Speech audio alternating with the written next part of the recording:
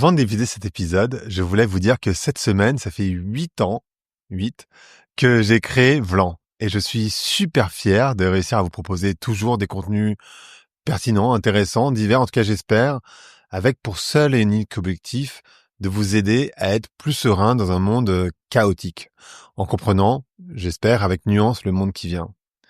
Et justement, de nuance, il va s'agir aujourd'hui dans cet épisode. D'ailleurs, notez que c'est une lecture de ma newsletter, donc si vous ressentez le besoin d'accéder à l'intégralité du texte, pour pouvoir y revenir par exemple, je vous mets le lien de ma newsletter dans la description, c'est gratuit, vous avez juste besoin de vous inscrire. Et par ailleurs, sachez que désormais, tous les épisodes de Vlan sont filmés, y compris celui-là, donc vous pouvez les retrouver sur YouTube. Et enfin, si vous aimez mon travail, n'hésitez pas à le dire sur les plateformes, Apple, Spotify, parce que c'est ce qui aide le plus le podcast à être connu par de nouvelles personnes et c'est hyper important. Et ça vous prend 2 secondes, mais c'est essentiel. Et puis enfin, parce que comme vous, j'ai aussi besoin de payer un loyer, l'air de rien, ça serait super sympa que vous puissiez participer à ma cagnotte sur Tipeee. Je vous mets également le lien en commentaire. Bon allez, on se lance. Est-ce qu'il vous est déjà arrivé de quitter une conversation avec l'impression de sortir d'un champ de bataille plutôt que d'avoir traversé un pont? Si c'est le cas, vous n'êtes pas seul. Et si ces moments de tension n'étaient pas des échecs, mais des portes ouvertes qui s'ouvrent? C'est la question qu'on va se poser. Et cette semaine, j'ai décidé d'explorer avec vous l'art subtil du désaccord fécond.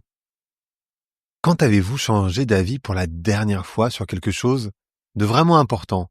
Pas évidemment sur le choix d'un restaurant ou la couleur d'un mur, mais sur une conviction profonde qui vous structure, en tout cas qui structure votre vision du monde, votre rapport à l'argent, à la famille, au travail, peut-être sur des questions politiques ou géopolitiques, peut-être même sur un élément qui définit votre identité.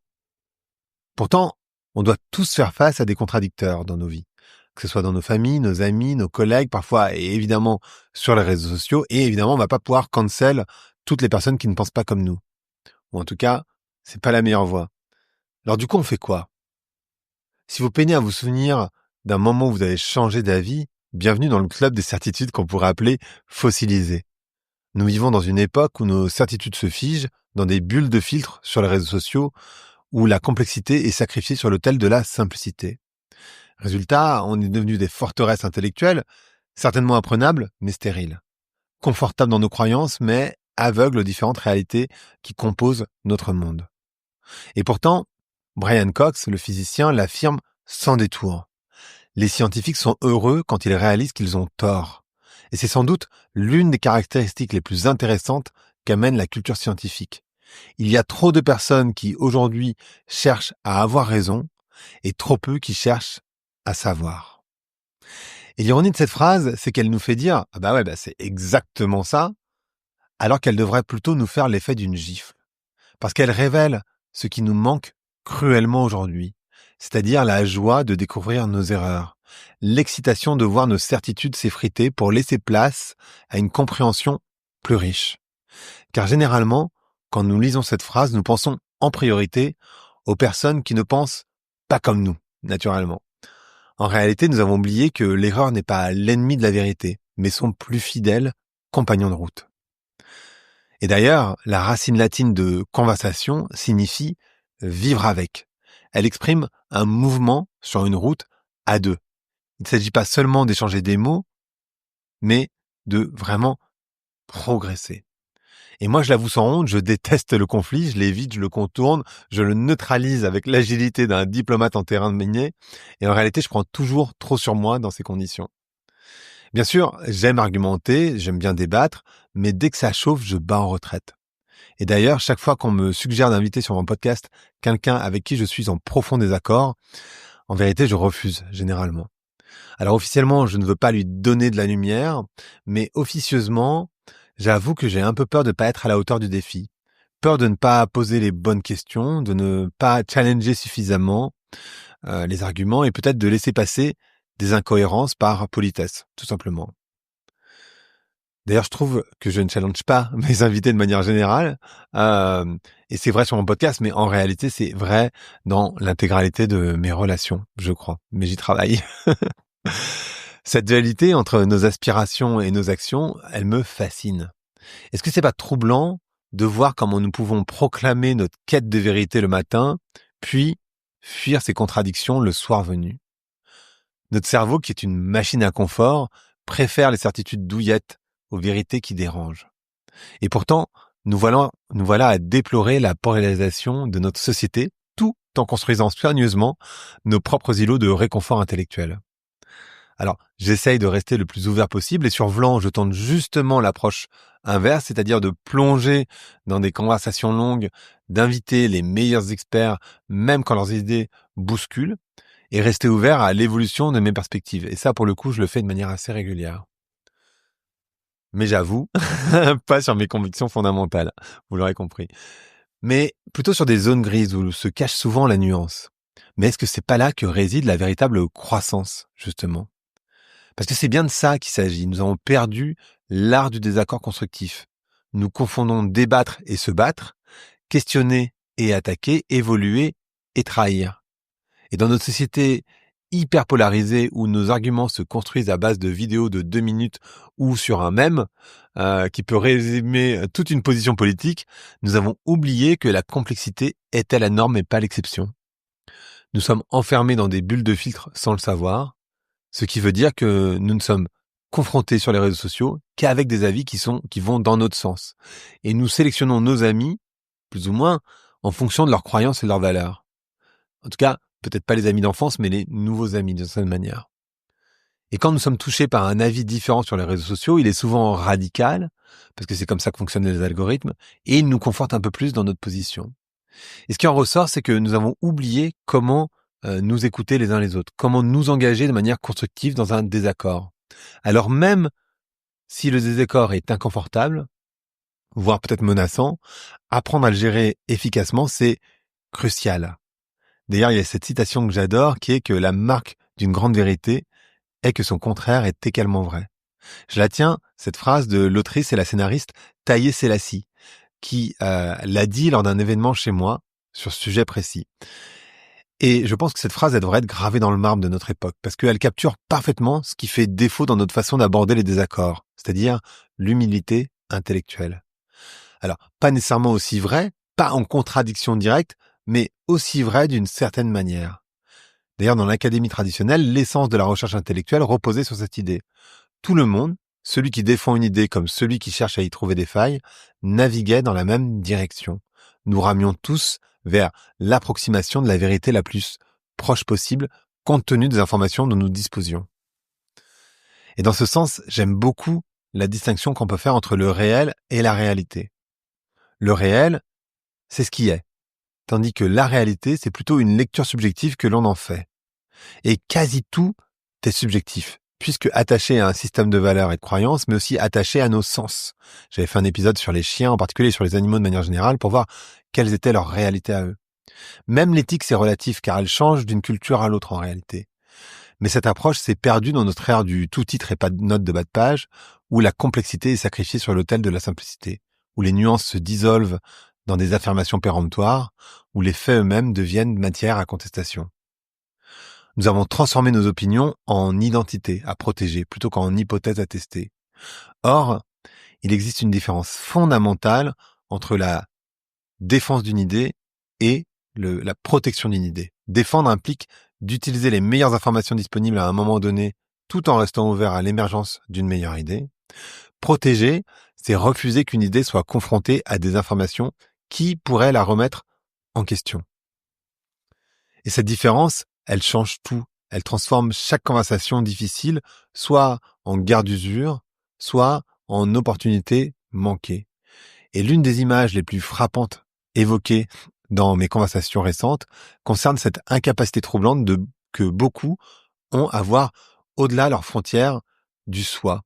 C'est pas tant qu'ils refusent activement de regarder au-delà, c'est qu'ils n'ont même pas conscience qu'il existe une limite, une frontière entre leur perception subjective et celle du reste du monde. Taillé, elle illustre cette idée avec l'exemple de son fils de 8 ans, qui, lui, parle plusieurs langues, et il appelle tous les enfants garçons, en espagnol, en anglais, en portugais, en français. Et c'est vrai que dans la majorité des langues, le masculin pluriel englobe les deux genres. Mais en anglais, par exemple, c'est différent. Alors pourquoi il n'avait pas fait cette distinction plus tôt? Parce que tout simplement, c'est un garçon, et qu'il ne pouvait pas voir au-delà de la frontière de lui-même. C'est un exemple innocent évidemment, mais c'est révélateur de la façon dont nous projetons notre expérience personnelle sur le monde, sans même nous rendre compte que nous le faisons.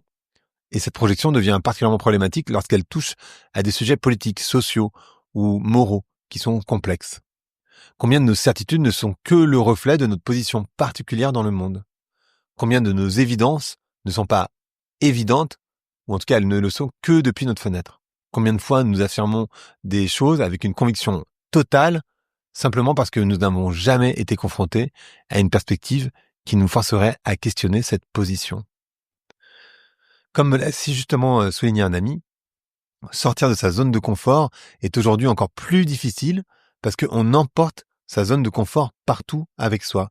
En fait, nos téléphones, Internet, évidemment, tout ce que nous lisons, ce n'est pas seulement aller en voyage en Inde, c'est emporter notre confort partout où nous allons.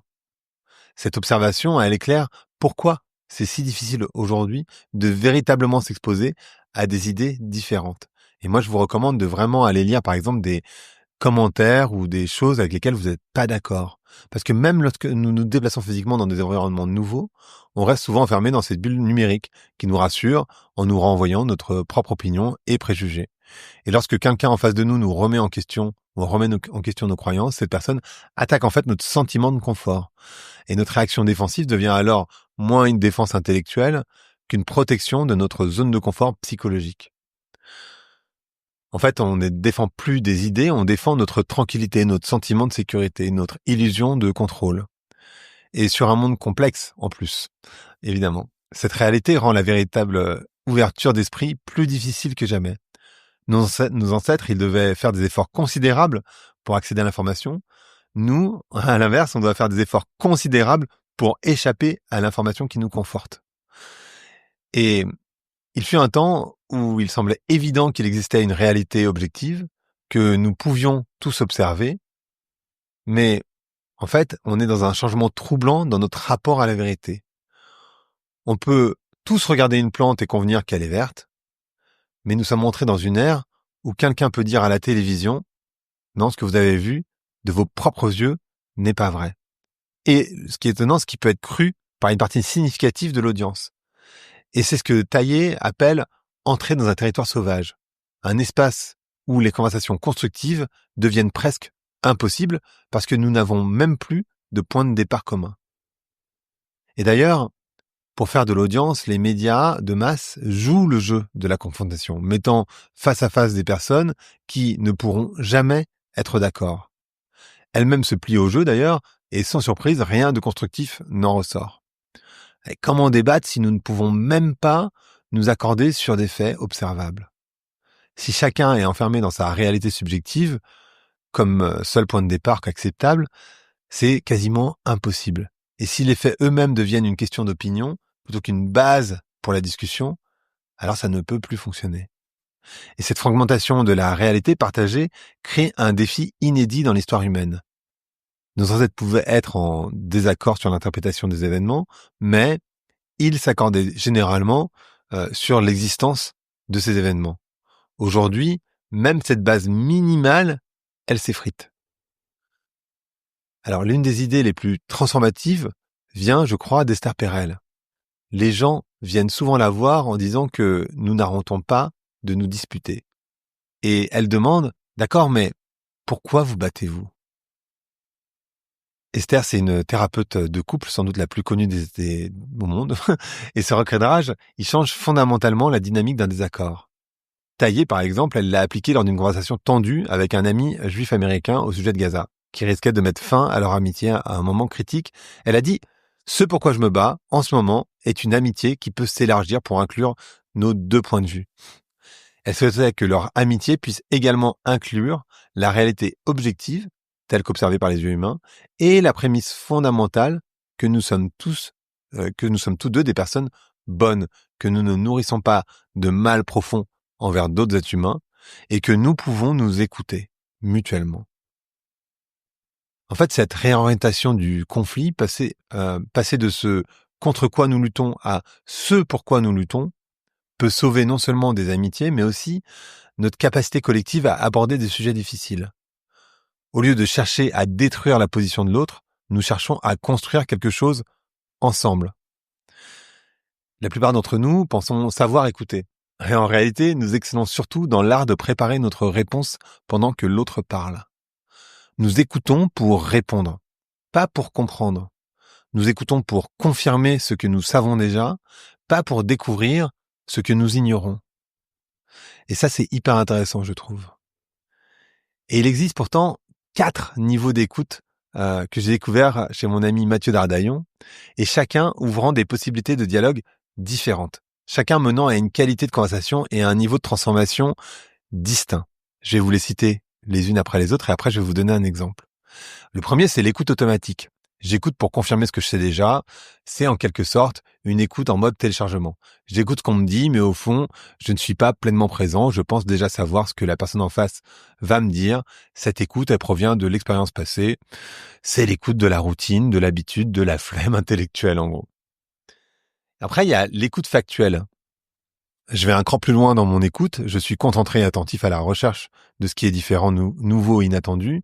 Je suis prêt à remettre en question mes idées préconçues. J'ai même l'esprit ouvert.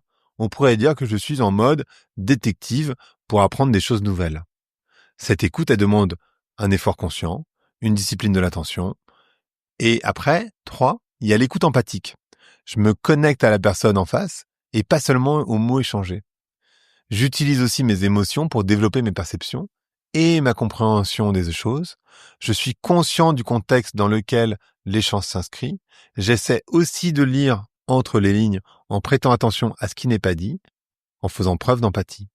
Je cherche à me mettre à la place de mon interlocuteur et voir les choses de son point de vue. Je n'ai pas juste l'esprit ouvert, j'ai aussi le cœur ouvert. Et 4, il y a l'écoute générative. C'est le niveau le plus transformateur, c'est hyper difficile, mais on va en parler quand même. Ça consiste à écouter ce qui est possible. Je suis à l'écoute de ce qui se dit ici et maintenant, mais aussi de l'avenir qui veut émerger. Je me connecte à quelque chose de plus profond chez l'autre et chez moi-même en étant déconnecté de mon ego. Ça consiste aussi à lâcher ma partie pour essayer de voir le tout. C'est un niveau d'écoute qui permet de générer de nouvelles idées et potentiellement de construire un futur commun. Moi, je suis souvent dans le niveau 2, en général, ou 3 idéalement, mais souvent 2. Et lorsque nous sommes capables d'arriver à ce niveau-là, le 4e, nous sommes capables de créer des possibilités qu'aucune des parties n'avait eu à l'esprit en entrant dans la conversation, ni même s'attendait à voir émerger. En quelque sorte, il se passe une situation de flow, désolé pour l'anglicisme, collectif. Nous sortons en général transformés de la conversation avec des idées et une énergie nouvelle. Un avenir différent émerge pour les personnes qui y participent. Et là, c'est génial. Je vais vous donner un exemple concret entre Clara et Marc face au changement climatique. Alors, imaginez Clara et Marc en désaccord profond sur le changement climatique et voyons comment la même conversation, elle évolue selon le niveau d'écoute. Je vais pas vous faire une voix de fille pour vous imiter Clara, vous allez comprendre au fur et à mesure. Donc, le niveau 1, c'est le niveau automatique. Donc, Clara nous dit, le changement climatique est une urgence mondiale, nous devons agir immédiatement. Marc, lui, répond, franchement, le changement climatique, c'est exagéré, c'est juste un cycle naturel de la Terre. Clara répond, ce n'est pas vrai, les scientifiques sont unanimes sur ce sujet, et Marc de répondre, ce sont des alarmistes, le climat a toujours changé. Résultat, c'est un dialogue de sourds, les positions sont figées, et c'est une frustration mutuelle. Niveau 2, l'écoute factuelle. Alors, je tombe. Clara nous dit, le changement climatique est une urgence mondiale, nous devons agir immédiatement. Même phrase. Marc répond, tu penses que c'est une urgence? Quelles sont les preuves qui te convainquent? Clara répond, les rapports du GIEC montrent une augmentation des températures et des phénomènes climatiques extrêmes en général. Alors Marc répond, ah oui, je comprends. Mais j'ai lu que certains scientifiques disent que ces changements sont plutôt normaux et ne justifient pas du tout des mesures drastiques. Peut-être qu'il y a des aspects que je ne comprends pas ou que je ne connais pas. Résultat, là on est sur une ouverture à une information nouvelle, il y a un respect mutuel des positions, c'est très différent. Niveau 3, l'écoute empathique. Clara dit toujours la même chose, le changement climatique est une urgence mondiale, nous devons agir immédiatement. Marc répond, je vois que tu es très inquiète à ce sujet. Qu'est-ce qui te préoccupe le plus? Alors Clara répond, je crains pour l'avenir de la planète et pour les générations futures. Voir les incendies et les inondations me fait vraiment très peur. Marc répond, je comprends ta peur, c'est angoissant de voir des catastrophes naturelles et pour moi, les mesures proposées semblent extrêmes en réalité. Et je m'inquiète, moi, plutôt pour l'impact économique sur les familles. Alors, on a tous des préoccupations légitimes, non? Résultat, reconnaissance mutuelle des émotions et des peurs sous-jacentes, c'est beaucoup mieux. Et puis le niveau 4, vous allez voir où ça mène et c'est vachement intéressant. Donc l'écoute générative, Clara nous dit toujours la même chose. Le changement climatique est une urgence mondiale, nous devons agir immédiatement. Et Marc lui répond, je sens que cette question me touche profondément. De mon côté, moi, je suis inquiet des conséquences économiques. Et si nous cherchions ensemble des solutions qui répondent à la fois à ces deux préoccupations, est-ce que tu penses que c'est possible? Clara répond, moi, je serais hyper ouverte à ça. Peut-être que de nouvelles politiques pourraient créer des emplois et protéger les écosystèmes naturels, tu crois pas? Marc répond, oui, peut-être nous pourrions par exemple explorer des moyens de rendre les énergies renouvelables plus accessible et abordable, ainsi que changer les habitudes de consommation. Et en travaillant ensemble, on pourrait trouver un équilibre entre protéger le vivant et assurer la stabilité économique. Clara dit, ouais, c'est une super idée, merci de me rejoindre dans cette quête. Résultat, on a l'émergence de solutions nouvelles que ni l'un ni l'autre n'avait envisagées initialement. Et cette progression, elle montre bien comment la qualité de notre écoute détermine totalement la richesse de nos échanges. Et prendre conscience de ces 4 niveaux change radicalement la manière dont nous voyons nos discussions et la richesse qui peut en être. C'est difficile, je le reconnais, mais c'est important de l'avoir en tête. Un aspect subtil, mais crucial, concerne la souffrance qui se cache souvent derrière les positions les plus inflexibles. Lorsque quelqu'un tient fermement à une position qui nous semble erronée ou nuisible, en général, notre premier réflexe est rarement de nous demander quelle douleur motive cette position. Pourtant, comme l'a suggéré Taillé, cette question peut transformer n'importe quelle impasse. Parce que quelque chose dans ta décision de te tourner vers quelque chose qui va évidemment causer beaucoup de douleur à beaucoup de personnes est probablement lié à une douleur que tu vis toi-même. Est-ce que tu pourrais me la décrire, par exemple? Ça, c'est une question hyper intéressante. Et en écoutant d'abord la douleur de son ami, en comprenant la texture et la profondeur de son chagrin, avant de lui demander de comprendre le sien, Taillé, elle a pu préserver une amitié qui lui semblait vouée à l'échec sur un sujet comme Israël et Gaza. Cette approche, elle révèle quelque chose de profond sur la nature humaine. Nos positions les plus rigides sont souvent nos blessures les mieux déguisées. Nos convictions les plus absolues cachent parfois nos peurs les plus profondes. Nos certitudes les plus inébranlables, elles protègent souvent nos zones les plus fragiles. Et quand nous comprenons ça, en fait, le débat, il change de nature. Il s'agit plus de démanteler les arguments de l'autre, mais de comprendre ce qui le pousse à s'accrocher si désespérément à ses arguments. Et j'aime beaucoup cet exemple, mais les inventeurs de l'avion, les frères White, passaient des heures à débattre, parfois hyper intensément, sur des détails techniques, des principes de vol ou des choix d'ingénierie. Mais contrairement à ce qu'on pourrait penser, ce n'est ni toxique ni destructeur. Au contraire, ils avaient un accord tacite, ils étaient prêts à changer d'avis si l'autre apportait de meilleurs arguments ou expériences et voyaient la friction non pas comme un danger pour leur relation, mais comme un ingrédient de la vérité technique et de leur créativité commune. En fait, cette dynamique de confrontation constructive, ça leur a permis de tester des hypothèses plus rapidement et d'éviter des biais personnels, mais aussi de construire une solution que chacun seul n'aurait jamais trouvée. Et leur génie ne résidait pas seulement dans leur intelligence individuelle, mais évidemment dans leur capacité à faire de leur désaccord un outil de découverte. L'intelligence humaine, elle est collaborative. Nous pensons mieux en dialogue et en groupe, mais surtout lorsque nous acceptons de nous remettre en question. Et c'est exactement ce que les frères White avaient compris, que la vérité technique émerge de la confrontation. Alors bien sûr, une confrontation respectueuse des idées, pas de leur protection jalouse, comme on a vu juste avant. Et cette leçon, elle s'applique bien au-delà de l'ingénierie, évidemment, parce que dans tous les domaines, que ce soit politique, éthique, artistique, nos meilleures idées naissent souvent de la friction créative avec d'autres perspectives. D'ailleurs, comme l'exprime l'exemple de Clara et Marc, l'écoute profonde, c'est une des compétences qui s'acquiert avec le temps, mais aussi l'expérience. Et beaucoup de travail, clairement. Comme toutes les choses évidentes, je pense en particulier à l'apprentissage de la respiration, je suis en plein dedans en ce moment, cela demande un effort important.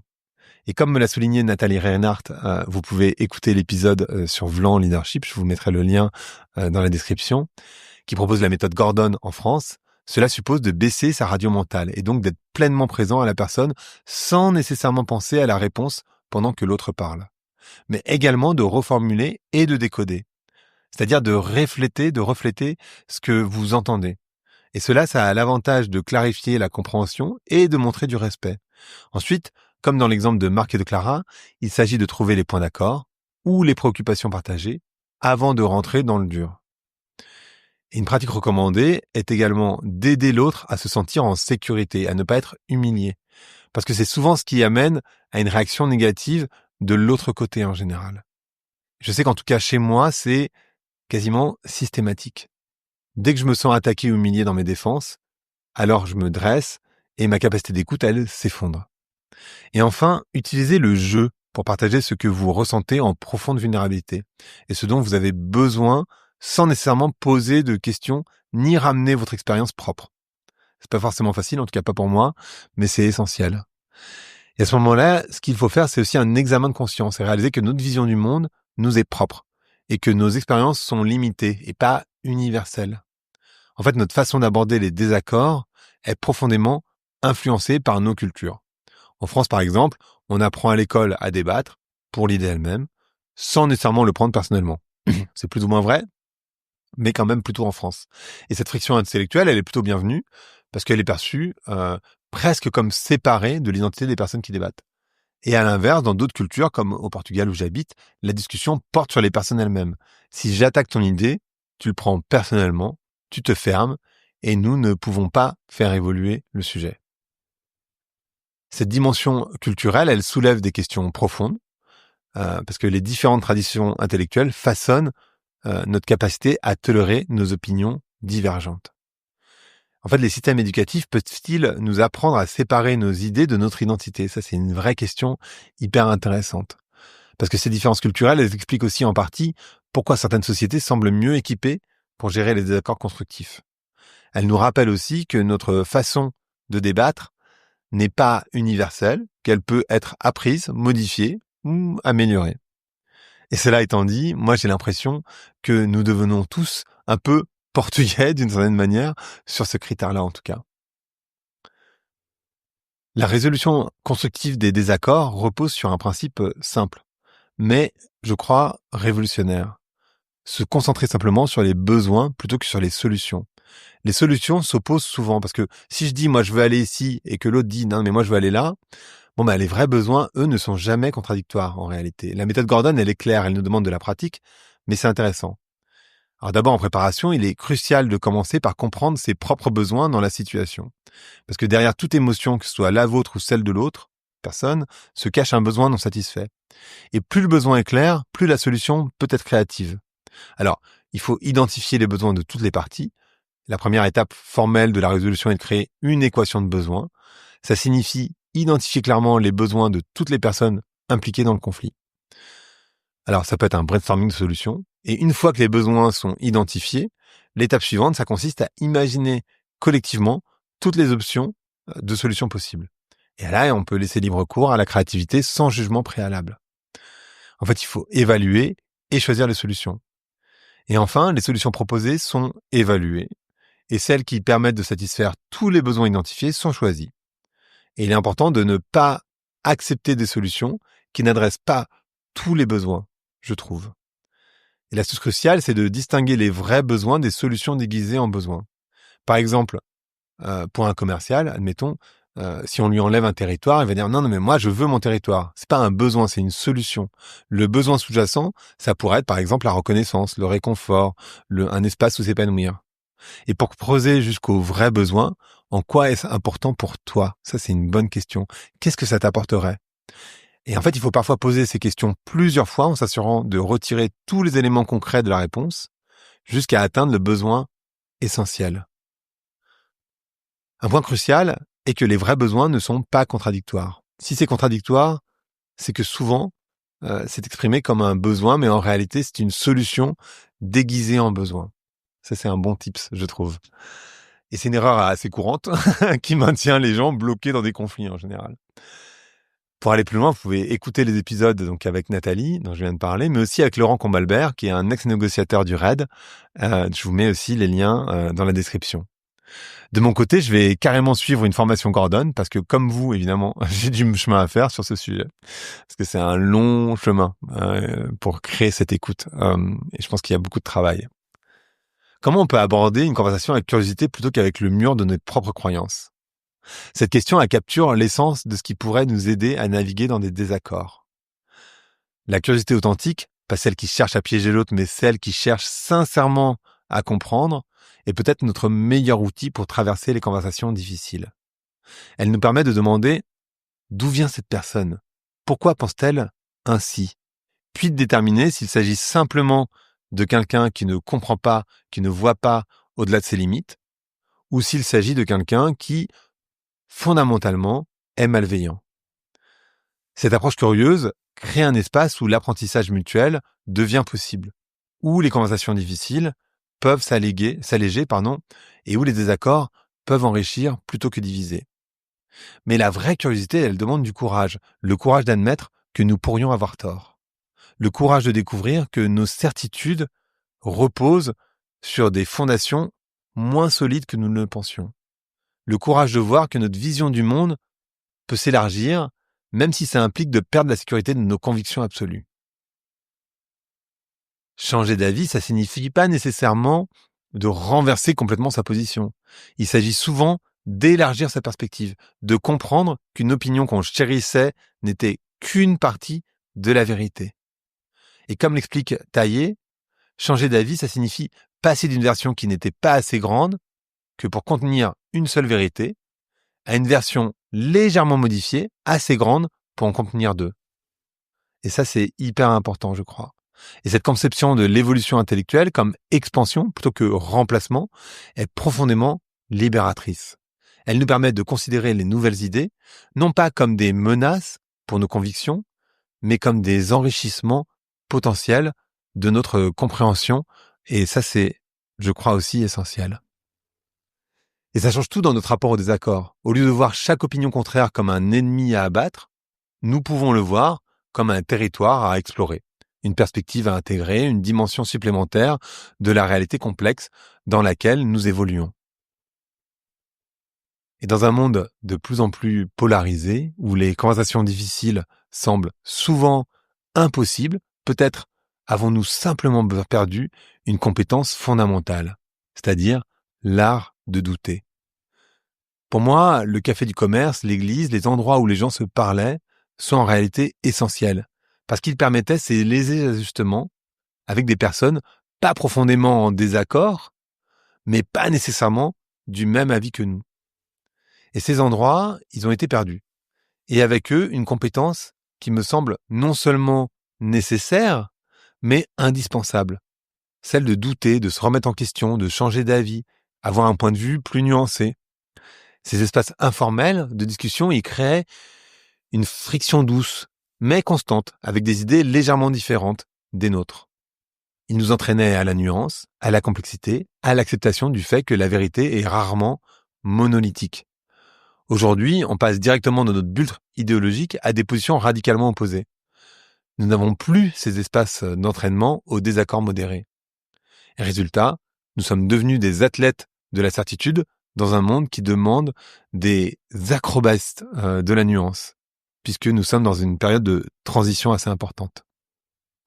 Finalement, remettre en question nos certitudes n'est pas un aveu de faiblesse, mais la preuve d'une pensée vivante.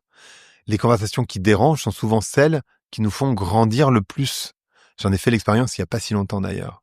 Et c'est dans cet esprit que je continuerai d'explorer des perspectives diverses avec Vlan, persuadé que la vérité se révèle davantage dans le dialogue que dans l'écho de nos propres convictions. Donc je vous invite vraiment à écouter l'intégralité des épisodes de Vlan, si vous ne le faites pas déjà, même sur des sujets qui vous semblent a priori pas forcément dans votre centre d'intérêt. Je vous remercie d'avoir écouté cet épisode et je vous dis à très bientôt.